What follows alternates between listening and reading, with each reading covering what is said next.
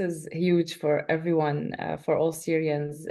Like I still have butterflies in my stomach just thinking about it. The last few days have been wild and intense, and we've been glued to the TV just watching the news unfold like everyone else.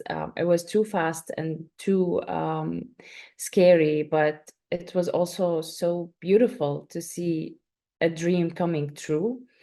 For all those decades we've been waiting for this moment. And I think at first it was we were skeptic, we were scared of this new change, but then once we've seen a lot of assurances that things are going into the right direction, we started letting ourselves be happy and enjoy that this is not a dream, this is something that's happening, and that there is finally a possibility to go back home, and which is people are already like going back home. So this is beyond imagination. Like we couldn't have imagined this. The scary thought that I didn't allow myself to think about all those years, that I kind of gave up at some point that I'll never be able to go back home. But yes, since the news have erupted and like the regime has fallen, this became a possibility, and we're just waiting for things to get clearer and to get more assurance that we can actually go.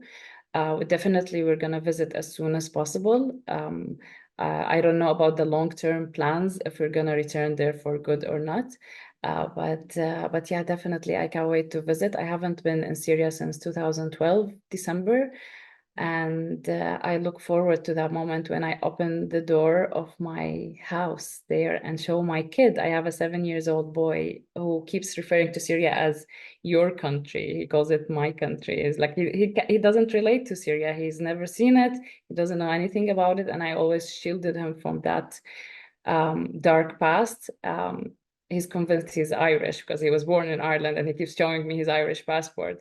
And yeah, now he's excited about it, and he wants to see Syria, and he wants to see my home and my college and my friends in Syria. So we definitely look forward to visit as soon as possible. Like my family home, definitely, like my stuff, my books. I left so many things there. I could only leave with 2 bags, and like how much can you pack in 2 bags, in 2 suitcases?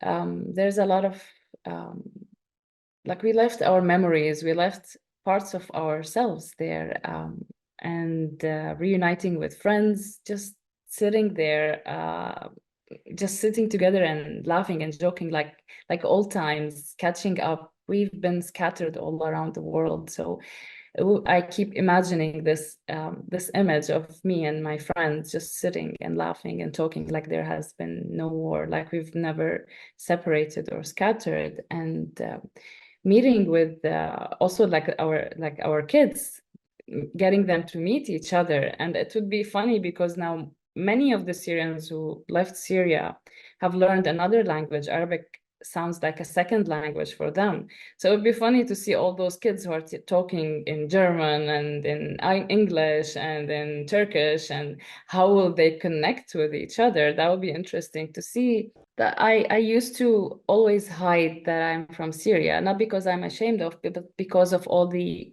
consequences and the follow-up questions that I would get, and because it's a topic that was heavy to talk about in random situations. So, and hence that's the title of my book.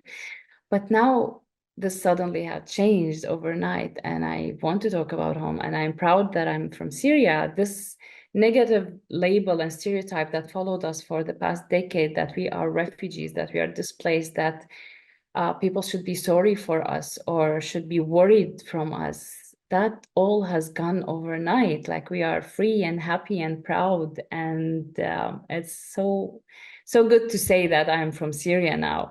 It was a shock. Like I was sitting on the couch just trying to process that we can finally go home and visit home, that this is actually happening. I kept reading that breaking news line in red saying that the Syrian regime has fallen, and it just took me several minutes to absorb this, that this has actually happened. This is the line that we've been waiting for 12 or 13 years to happen. And it didn't have to take that long. That time wasted, the souls that were lost in that time. But yeah, it was a joy. So it was early in the morning. So once the sun was out, we went out with friends and we had breakfast, and we were dressing in green, which is the color now of the new Syria. Everyone's dressing green, which ironically I like because it's also the Irish color. So it feels relatable now. And yeah, we were dressed in green. We went out. I think we were the loudest table in the restaurant having breakfast, but we couldn't stop talking and analyzing and processing everything.